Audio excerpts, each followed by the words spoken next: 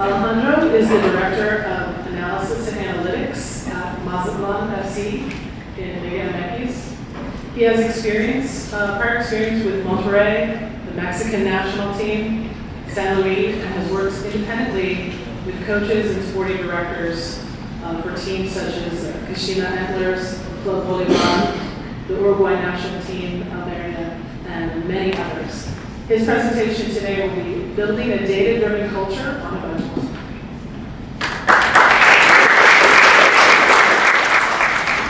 How are you? First of all, I want to thank Ravi and all the people involved in the organization of this event for inviting me. Today we're going to talk about building a data-oriented and change-to-oriented culture on a project. From my experience, as said, I worked in Monterrey as a curriculum performance analyst. Then I went to the Mexican national team as well as a curriculum performance analyst. Then I moved to San Luis as a director of analysis, and currently I'm working in Mazatlán as director of analysis. I've been there for 2 years. So today I'm going to talk to you about a little bit of the cloud context, what's the cloud situation at the moment, some of the economic challenges we face and currently face, and I'm going to go in depth into two protocols that we do on a day-to-day. That's the training analysis and the creation of performance data. So first off, the cloud context, for some of you that don't know, Mazatlán is the newest franchise in the Mexican League. It started in 2020, and with all the challenges that come from a new franchise, COVID happened as well. So it was a team with a very low budget, it was fighting relegation, and had lost players during the transition because they acquired a franchise and they moved it to Mazatlán. So it was during the transition, a lot of players didn't decide to go. And taking into consideration is the only team in Mexico that plays in a seaside city, taking the physical part. So what are some of the economic challenges we face and currently face? So without money, it's very difficult to work in a football club, find new ways to get the best out of the tools that we have. So we have lower resources, maybe we don't have the best analytics tools, the best data providers, but the work with what we have. We struggle a lot with player spending, so the wages. Maybe sometimes we can find players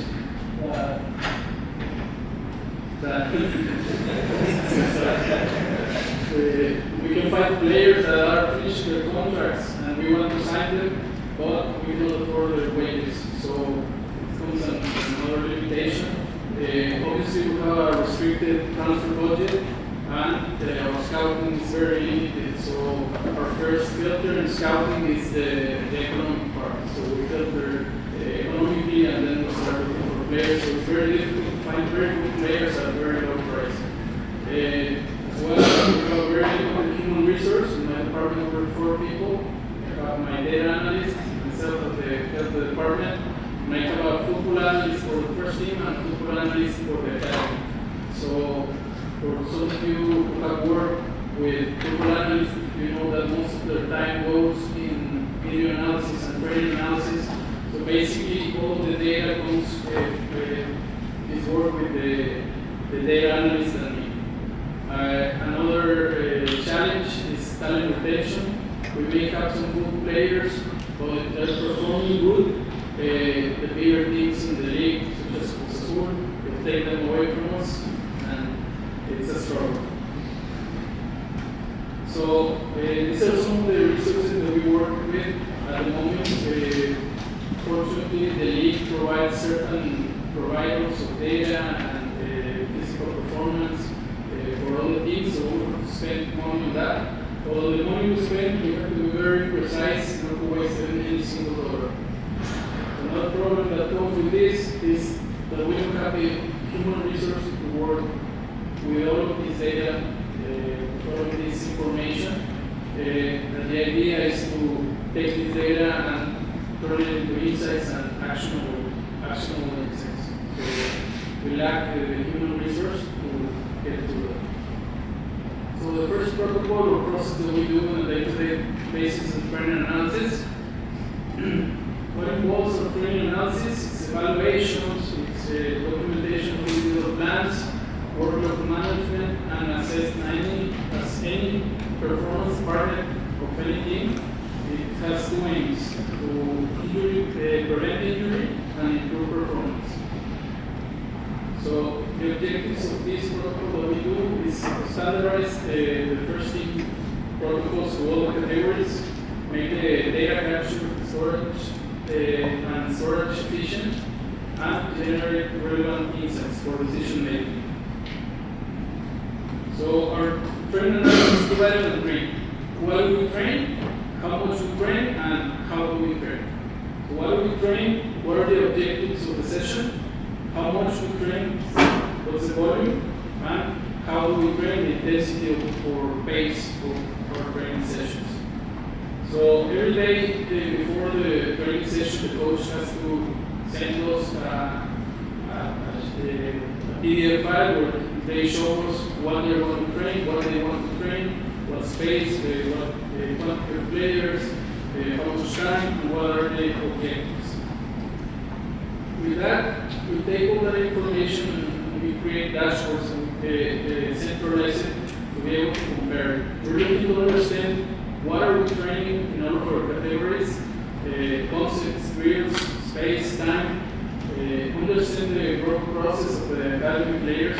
So by knowing what our academy players are training, we believe we can better understand how to develop them better and find areas of opportunities.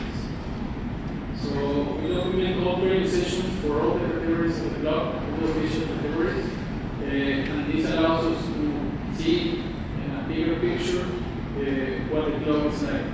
And it allows us to compare it between categories to see at what level are they training, and what drills, and what the objectives. So the reach, as I told you, is all the official categories of the club, including the women's side. And that's how we train. Then, how much we train, we create download different dashboards for the coaches to understand easier. And we manage the workload to try to avoid injuries with the things that the physio asks us. We convert them to dashboards for them to see more clearly. Then the last one is how we train. That's the intensity we compare to the match demands. So we convert those metrics to meters per second and compare it to the demands of the match. Try to see if we achieve the level of intensity or pace that we require at every training. The most important part is the holistic analysis, where after each training session, the coach sits down with the other coach and starts discussing if the training session was a good one or a bad one and why.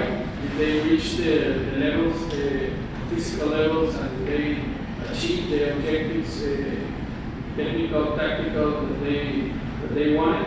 So they provide after that the analysis to the sporting director and tell if it was a good session or a bad one, and we try to document all this in order to improve. If one session wasn't good, okay, what can we do the next one to improve the performance? What do we believe are the benefits of this? We can create personal training plans, individual profiles. We can find success cases. For example, if we have the under 16s that are developing very good fullbacks, okay, we can go back and see, okay, what's the coach training in order for this to happen, what's going on in the day-to-day, and how can we replicate it in our teams. It allows us to establish references and points of comparison, and the centralization of data and knowledge we get in the club is very important. Sometimes we get to work with coaches that are very jealous of their information.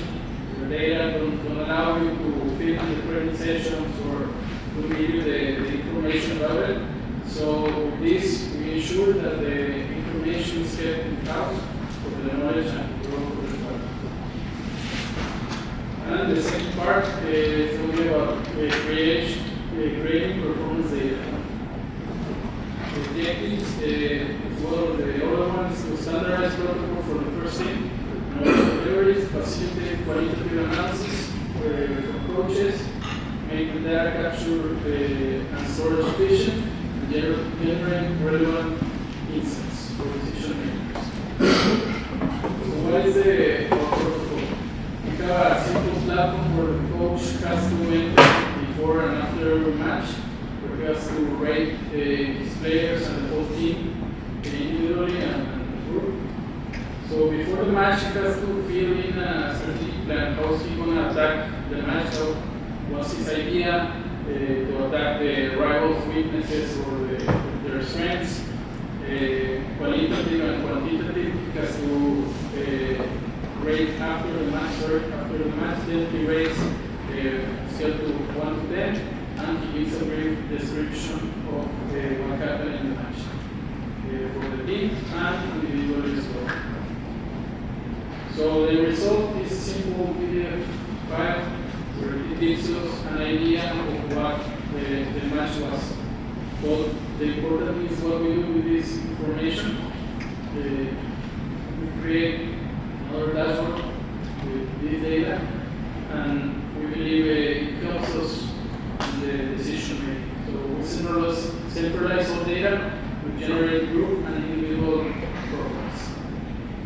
So what this allows us to do in the qualitative and rating of the coach, we take out keywords that we can better understand what the coach values in his players. If he's valuing that a player pressures a lot, okay, we quantify that and try to see what style is the coach looking for, and if his view is aligned with what we want to be as a club. So as a club, we want to be an aggressive team.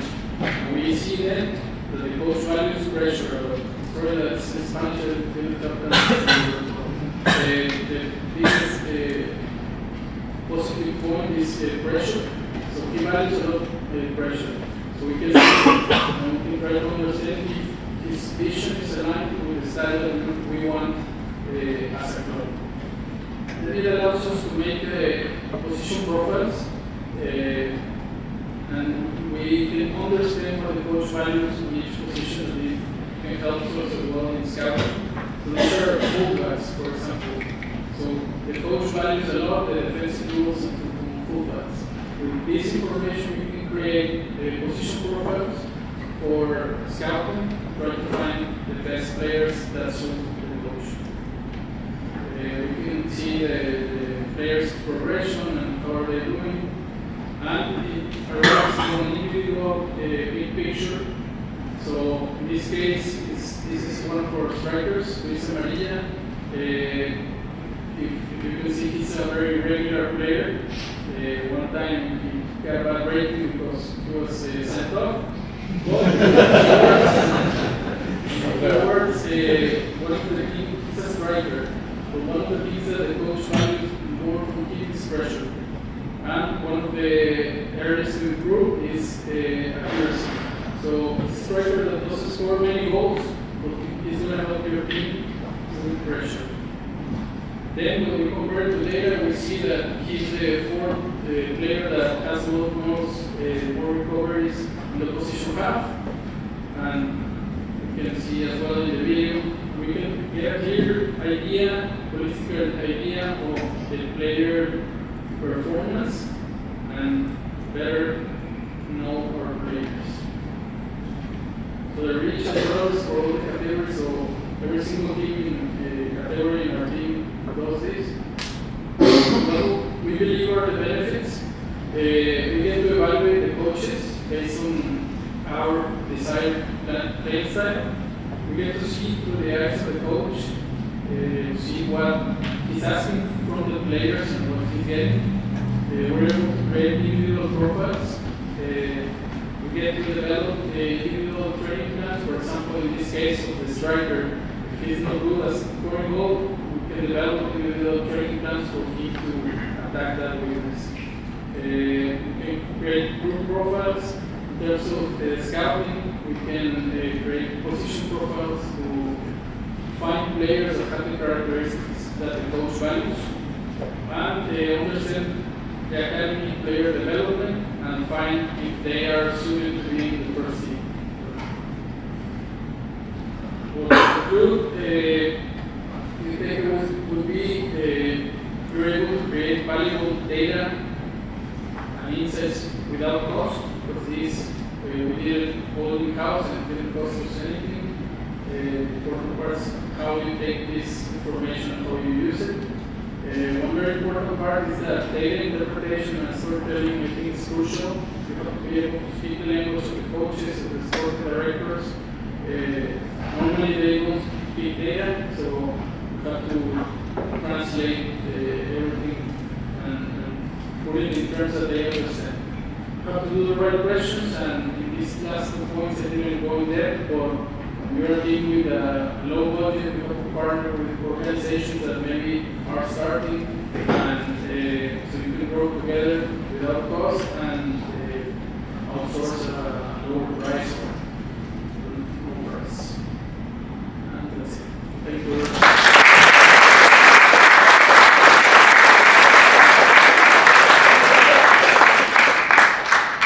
Are there any questions for Alejandro? Just stand there and yell a little bit. A really good presentation. Just one, are there any times where you sat down with the coaches and they said, "Oh, I'm so frustrated, my team is not doing this well, not pressing hard enough," and then you would show them maybe what their training sessions have been and talk about that. How do you go about that kind of conversation? Yeah, it happens normally the other way around. The ones that, for example, we're considering another program to set pieces, and then we go to the coach and see that they're not training enough to set pieces. Okay, maybe it's happening first. The other way around has happened. It's also to take into consideration that we have the evidence coach in the league, so he's very data or telling you what to do. So it's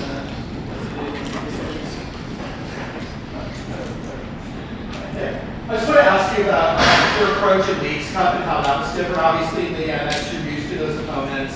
You were playing MLS opponents in Leagues Cup in Boston. So, I'm curious about how the approach was different. what was the question for? About how's the approach different with the game collection and the strategy using that in Leagues Cup versus in League MS?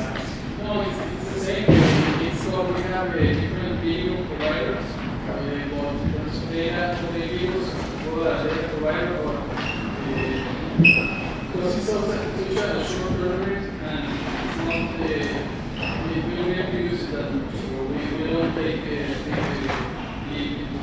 data that's provided to us. Thanks.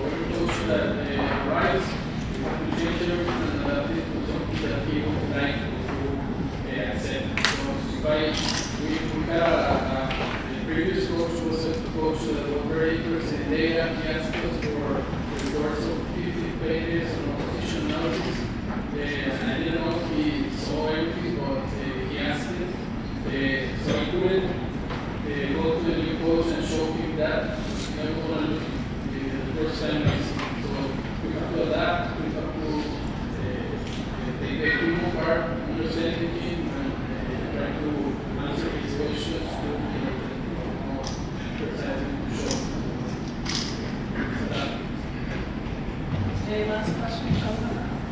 One more. You focus on before and after matches. What do you do During the matches, we're doing video editing, and matches and then to the coach. And then we put on the outline with certain plays, specifics,